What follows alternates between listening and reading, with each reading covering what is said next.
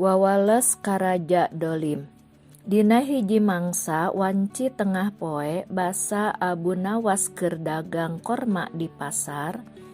Aya sababaraha urang pagawe karajaan piwarangan raja anu ngabongkar imah Abu Nawas nepi ka burak rakanana. Abu Nawas ukur bisa ngeluk tungkul ngadenge caritaan pamajikanana teh. Naon pangna imah Abu Nawas diburak barik kalayan teu izin heula kanu bogana? Peuting kamarina cenah Kangjeng Raja teh ngimpen kieu. Dihandapeun imah Abu Nawas teh aya harta karun anu teu kira-kira lobana. Sanggeus kitu Kangjeng Raja nitah para pagawe karajaan pikeun ngayakinkeun bener henteu na aya harta karun dihandapeun imah Abu Nawas. Tapi sanggeus imah Abu Nawas teh dibongkar, tetela eueuh nanaon. Ari lain ukur batu mah. Sanggeus puguh eueuh teh Kangjeng Raja teu sasauran nanaon pisan ka Abu Nawas teh, jajauheun. Kasanduk-sanduk menta dihampura. Ilaharna hiji jalma anu geus ngalakukeun hiji kasalahan. Komo deui nepi ka mere parurugi mah ka Abu Nawas. Parurugi pedah imahna teu puguh-puguh dibongkar. Dikitukeun ku raja, Abu Nawas teu bisa narima kitu bae. Manehna ngarasa Kangjeng Raja teh dolim, nyangsarakeun rahayat, perlu dibere pelajaran.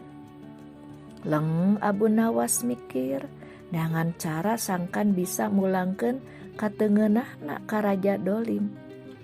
Isukna tengah haja Abu Nawas nempo aya laleur hejo anu areuteup dina sangu anu geus bari.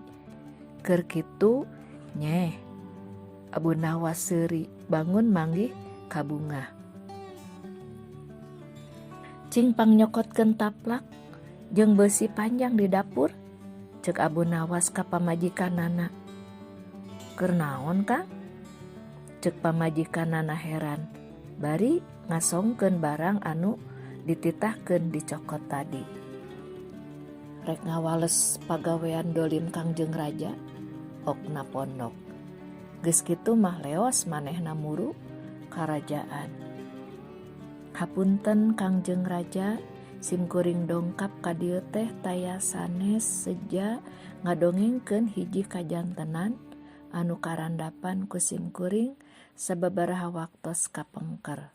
Ceuk Abu Nawas sanggeus pahareup-hareup jeung raja. Heug, kumaha? Aya naon? Raja malik naros. Dina hiji dinten karorompok aya tamu teu diondang.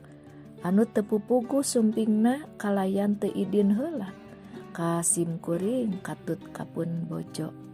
Malah maranehna geus kumawani ngadahar katedaan anu aya di rorompok.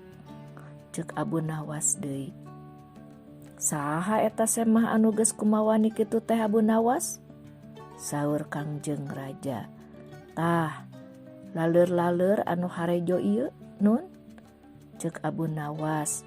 Bari mukakeun taplak anu nutupan piring. Atuh, laleur nu aya dina piring teh pating geleber, hiber, bari saterusna euteup di mana bae. Ningali kitu teh Kangjeng Raja ukur olohok mata simeuteun. Tah kedah kasaha simkuring nyuhunkeun keadilan upami aya kajantenan kitu Kangjeng Raja? Ceuk Abu Nawas nanya deui. Keadilan jiga kumaha maksud anjeun teh Abu Nawas? Raja malik naros. Simkuring ukur neda serat izin tinulis ti Kangjeng Raja sangkan simkuring tiasa neunggelan ieu laleur anu teu nyaraho tata krama. Abu Nawas ngeceskeun. Kangjeng Raja teu bisa nolak, teu bisa menta pamanggih para menteri-menteri na deui. Lantaran sarerea keur aya gempungan. Anu aya kari sekretaris karajaan. Teu bisa kukumaha.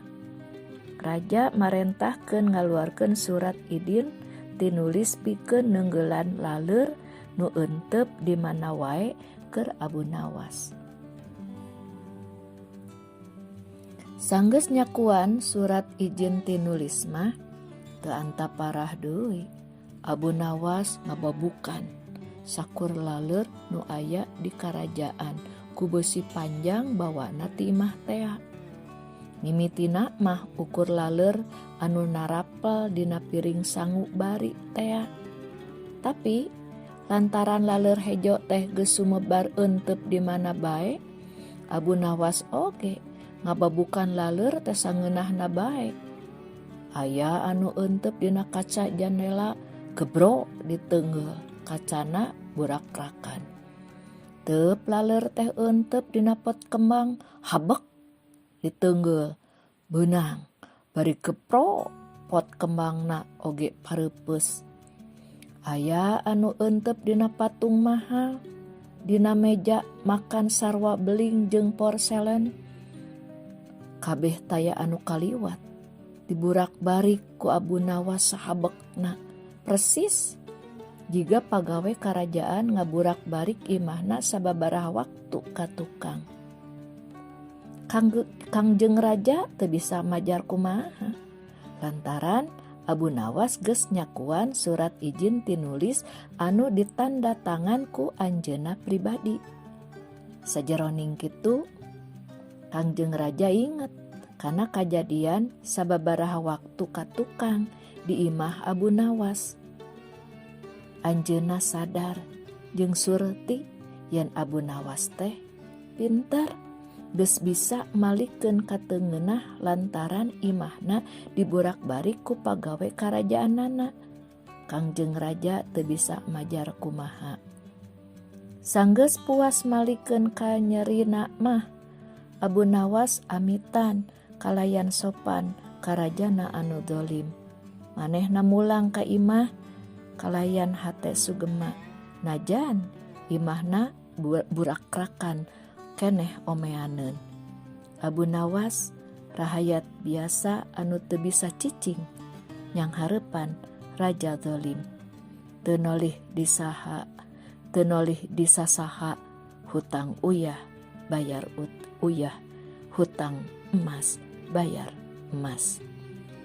Baraya sadaya ieu carita tangtos kedah janten pieunteungeun, terutami kanggo para penguasa ulah sok sawenang-wenang ngaruksak harta rakyat, ulah sok abong-abong keur kawasa tara aya rasanya karahayatna. Sabab lamun penguasa dolim karahayatna nya berkah eta negeri sok ilang, sok dicabut. Emut kasauran Kangjeng Rasul sallallahu alaihi wasallam, anjeunna ngadunga nun Gusti Pangeran abdi sing saha anu nyepeng hiji urusan ti antara umat abdi nyaeta umat Islam, terus manehna nyusahkeun maranehna nyamugi Gusti manehna disusahkeun deui. Hadis riwayat Muslim. Sakitu rupi nama.